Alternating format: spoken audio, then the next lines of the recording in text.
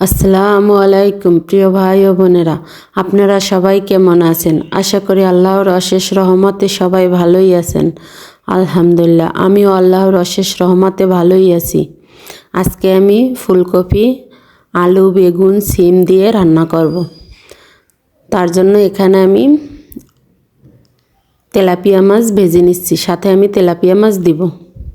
Tilapia মাছটা লবণ, হলুদ, মরিচের গুঁড়া মেখে ভেজে নিয়েছি।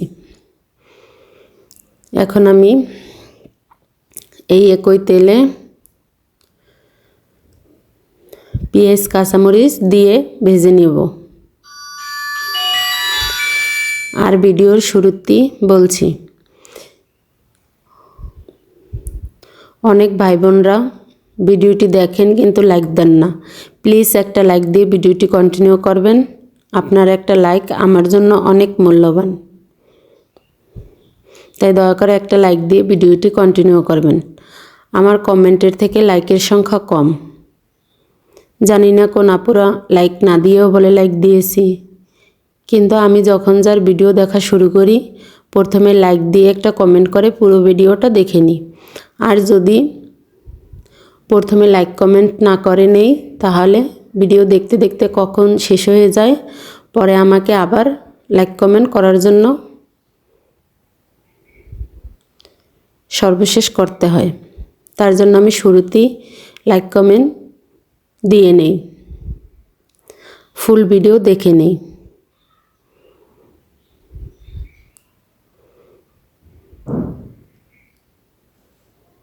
শোনেন, কারোর সাথে কেউ 2 নাম্বারই করলে আল্লাহ কিন্তু দেখে। এর জন্য আমি কখনো মিথ্যে বলি না যে পুরো ভিডিও দেখে নিয়েছি, না দেখে পুরো ভিডিও দেখে তারপরেই বলি যে পুরো ভিডিও দেখে নিয়েছি। তারপরে এখানে আমি আদা রসুন দিয়ে বেশ কিছুক্ষণ ভেজে নিয়েছি। তারপর ভেজে একটু পানি দিয়ে এখানে আমি হলুদের গুঁড়া, মরিচের গুঁড়া, ধনিয়ার গুঁড়া, লবণ সব কিছু দিয়ে ভালো করে কষিয়ে নেব। আমরা ইউটিউবে সকলে ভাই বোন, একে অপরকে যদি সাহায্য না করি তাহলে সামনের দিকে এগিয়ে যেতে পারবো না। তাই একে অপরকে সত্যি সত্যি সাহায্য করব পুরো ভিডিও দেখে।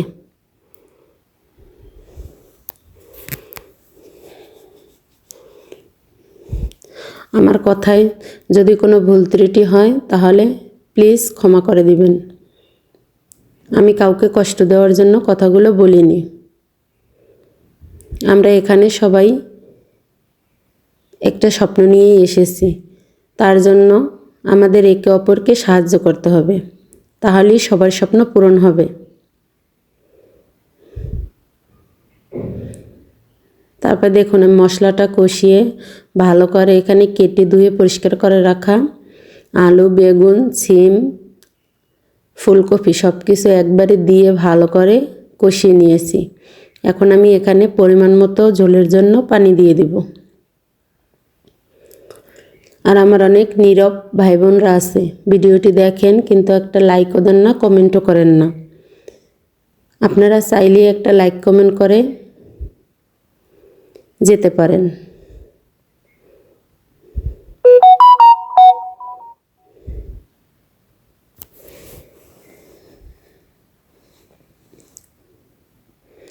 আর আমার নতুন পুরাতন সকল ভাই বোনদেরকে জানাই অন্তরের অন্তঃস্থল থেকে অসংখ্য অসংখ্য ধন্যবাদ আমার ভিডিওটি দেখার জন্য। আর আমার নতুন চ্যানেলে যদি কেউ নতুন হয়ে থাকেন তাহলে প্লিজ 24 ঘন্টা অপেক্ষা করবেন। 24 ঘন্টা পরে আমি আপনার পরিবারে ঘুরে আসব।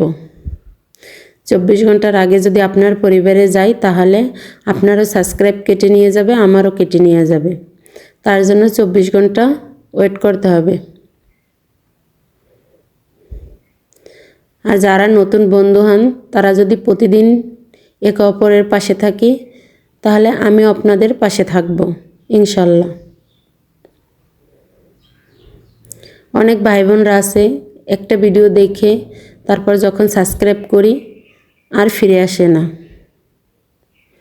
কিন্তু এরকমের করবেন না। একটা সাবস্ক্রাইবের থেকে আমাদের কাছে ওয়াচ টাইমটা অনেক মূল্যবান।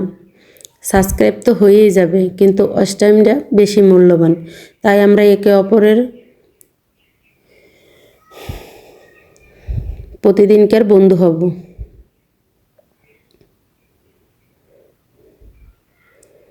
তারপরে তরকারিটা ঝোলটা দেওয়ার পরে অনেকক্ষণ ফুটানোর পরে আমি মাছগুলো দিয়ে দিয়েছি। মাছগুলো দিয়ে ধনিয়া পাতা দিয়ে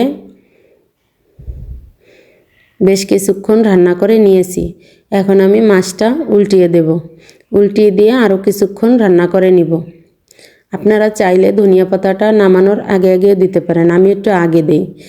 এতে ধনিয়া পাতার ঘ্রাণটা সব তরকারির ভিতরে ঢুকে যায়। আমার কাছে এভাবে ভালো লাগে। আপনাদের কাছে যেরকমের পছন্দ আপনারা ওইভাবে দিয়ে নামাবেন। আর এভাবে ফুলকপির সাথে সিম আলু বেগুন দিয়ে রান্না করলে খুব মজা হয়। দেখুন আমার রান্না করা হয়ে গিয়েছে। এটা খেতে সত্যি অনেক মজা হয়, একদিন রান্না করে খাবেন। আবার দেখা হবে নতুন ভিডিও নিয়ে। ততক্ষণ সবাই সুস্থ থাকুন, ভালো থাকুন। আল্লাহ হাফেজ।